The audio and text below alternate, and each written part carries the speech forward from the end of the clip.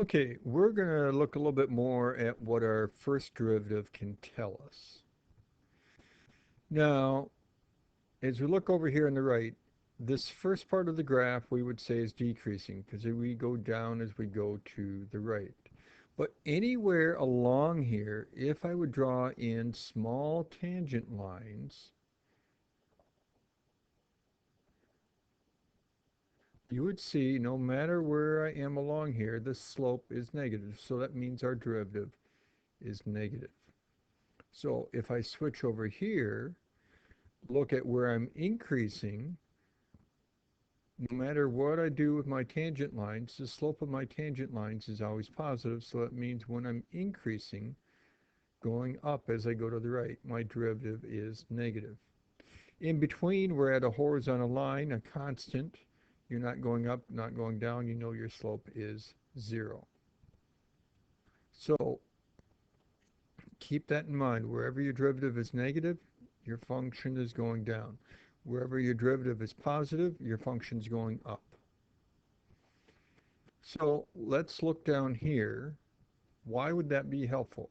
Well, where you switch, you go from a negative slope to a positive slope, you would be at 0. And so that would help you find your max and your mins.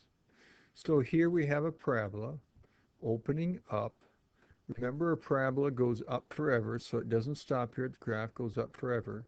This particular problem would have an absolute minimum right here when x is 0, and that minimum value would be 3. There would be no maximum because it would go up forever. Here we have a parabola that's opening down. Goes down forever, so it would have no minimum. But in this case, at our vertex, we would have an absolute maximum, which means it's the highest point of the entire graph. But then we also have relative max and relative min. So here, our graph goes up forever, goes down forever, so there's no highest point of the whole graph, no lowest point of the whole graph, so no absolute max or min. But we would have an absolute, or not an absolute, a relative maximum, which is just a maximum within a region or a neighborhood. So just within this region, we would say this would be our relative max. And then we would also have a relative min, which would be a minimum just within this region of your graph. So there's no absolute max or min because it goes up and down forever. But there are regions where you would have a relative max and a relative min. Then over here on the right, you're going up, going up, going up, leveling out, and then continuing to go up. This is referred to as a saddle point. So there's no max or min there. Is your derivative 0 there? Yes, but there's no max or min. So we're going to be looking for where our function is increasing and decreasing. To find where your function's increasing or decreasing, we look at our derivative, set equal to 0, and solve it. So it's pretty easy to do the derivative of this with our power rule. Exponent in front, decrease it by 1. Exponent in front, decrease it by 1. Oh, and then the derivative of 5, you know, is 0. All we'd have to do is set this equal to 0 and solve it. So you could pull out a 12x. You'd be left with an x squared minus an x and a minus 2 equal to 0. Now you can factor the quadratic part here even farther. So now you have three things set equal to 0. Set your 12x equal to 0. Well, that's going to give you 0. You set your x minus 2 equal to 0, and you get 2. You set your x plus 1 equal to 0, and you get negative 1. So these are the critical points where your derivative is 0. And so that will allow us to be able to find max and mins increasing and decreasing on an open interval. Now, beginning of the chapter, we looked at all this on a closed interval, and there you had to deal with your endpoints. But here we're not looking for that on a closed interval. And once again, your critical points from earlier in the chapter, we said was where your derivative is 0 or undefined. We don't have to be concerned about this being undefined because you have no variables in the bottom of a fraction or inside of a root. So we only have to be concerned about where it's equal to 0. So we draw a number line, and we're going to label this number line as f prime of x. And we're going to put our critical points from when our f prime of x was equal to 0 on our number line. Oops. Our -1, our 0, and our 2. And all the information we're going to get here, because it's labeled as our first derivative, we're going to check it into your first derivative. So we could try a number, because our 3 critical points divide our number line into 4 regions. So we're going to try a number in each region to see what works or doesn't. We could try -2 over here. If we try -2 into our derivative, okay, sorry. Take -2, plug it in here, that would be negative. -2, plug it in here, negative. -2 plus 1 is negative. A negative times a negative times a negative is a negative. So I'm going to put a negative here.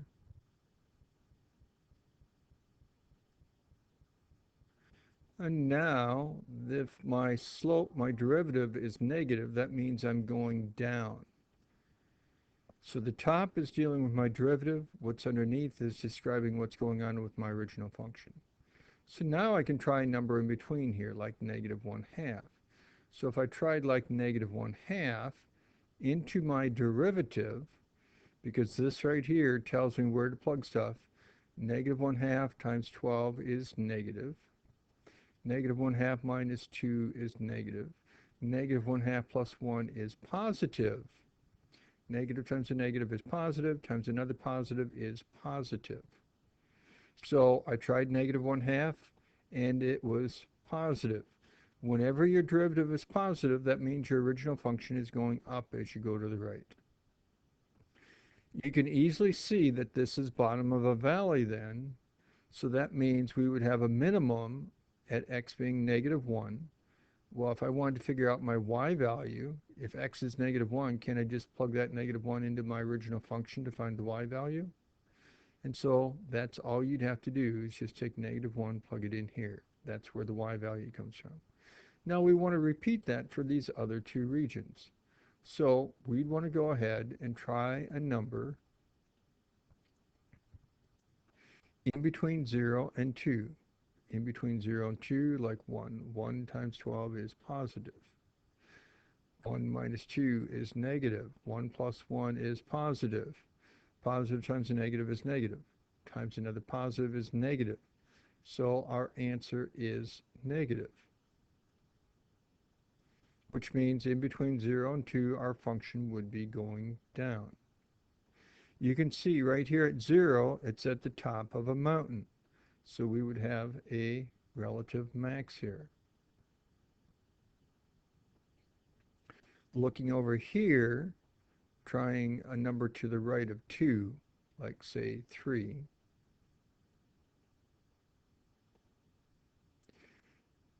Three times 12 is positive. 3 minus 2 is positive. 3 plus 1 is positive. Positive times a positive times a positive is a positive. So to the right of 2,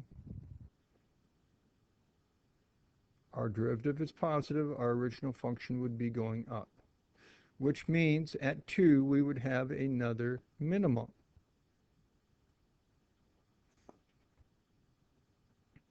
Hopefully you remember from pre-calc, because we have a 4th power here, that the basic shape of your graph would be a W shape. So we would have a maximum, relative max right here. We would have a relative min right here. And in this case, because of the graph we have, this would be an absolute minimum. But our problem is asking us to see where we're increasing and where we're decreasing. So we get that from our number line. When is it decreasing? Well, that's when your derivative, once again, is negative. Well, where is it negative? To the left of -1 and between 0 and 2. So we could do our interval notation for that. Negative infinity to -1, union 2, or 0 to 2. And then where is it increasing? Well, that's where your derivative is positive. That's where we have the plus signs. And so we'd write that down. It's between -1 and 0. Union, and then to the right of 2. So that would be 2 to infinity. Notice these are always open intervals, because at your critical point, your derivative, once again, was 0. And if your derivative is 0, you're not increasing or decreasing. So it's only in between 0 and 2 for this one, not including the endpoints. So from your first derivative, if your first derivative was negative here, you'd be going down. And then if your first derivative is positive to the right of that, you'd be going up. That means it's a negative, or I mean a minimum. If your first derivative was positive to the left of that critical point and then negative to the right of that critical point where you'd be going down, that would be the top of a mountain.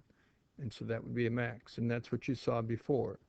The other two situations would be if your first derivative is positive on each side. And that would be like this right here, where it comes up, levels out, and then continues to go up. That's referred to as a saddle point. Or if it's negative for your derivative, levels out to 0, then negative, going down and going down. This is also a saddle point, referred to as no max or min. So whenever your derivative is 0, it's going to be one of these four situations.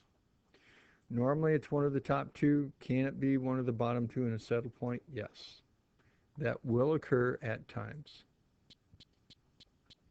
So here we want to find our extrema. Your extrema occur where your derivative is 0 or undefined. Well, first of all, let's go ahead and find our derivative. Exponent in front, decrease your exponent by 1. Chain rule, that's where the 2x comes from. So this negative exponent would move down, and our 3 would move down. We'd have a 2 left on top here from the 2/3, and our 2x gives us our 4x on top. So we want to find our critical points, which is where your derivative is 0 or undefined. Well, where is it 0? Well, what would cause the top to be 0? Well, that would be when x is 0. Well, where is it undefined? Well, that's be where the bottom is 0. And that's really where the inside is equal to 0. X squared minus 4 is equal to 0. You set that equal to 0, solve it, and you get plus and minus 2. So your extrema are going to be at your critical points. You put these critical points on a labeled number line. We got these critical points from your first derivative, so it's going to be your first derivative number line. So we put our critical points on there of -2, 0, and 2. They're all critical points. Doesn't make a difference if they're 0 or undefined. They're just your critical points. And then once again, we're going to check a number in each one of these regions into your derivative because that's what it's labeled. Try a number over here like -3 into our derivative.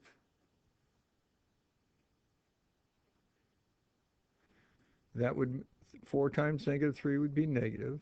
-3 cubed would be like 9. Minus 4 would be positive. The cube root of a positive is positive, times 3 is a positive. So the top is negative, the bottom's positive, which means we would get a negative. Which means if your derivative is negative, you are going down as you go to the right. So I'm drawing a line downward at an angle. Then we got to try a number in between -2 and 0. So if we do that,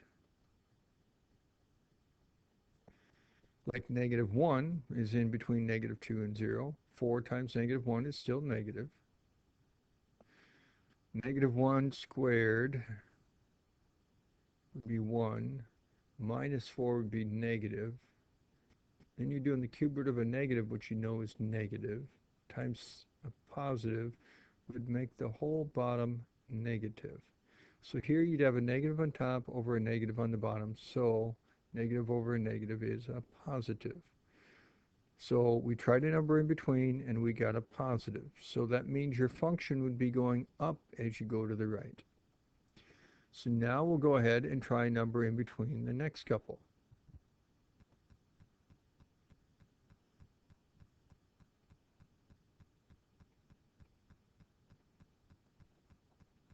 Try a number in here between 0 and 2, like 1.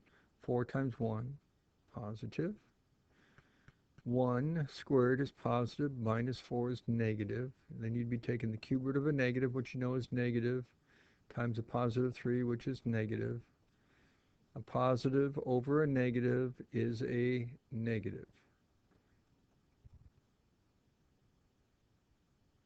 which means your original function would be going down as you go to the right. And then we could try a number to the right of 2, like 6 or 7 or 854 and a half, or anything over there. We'll try 3.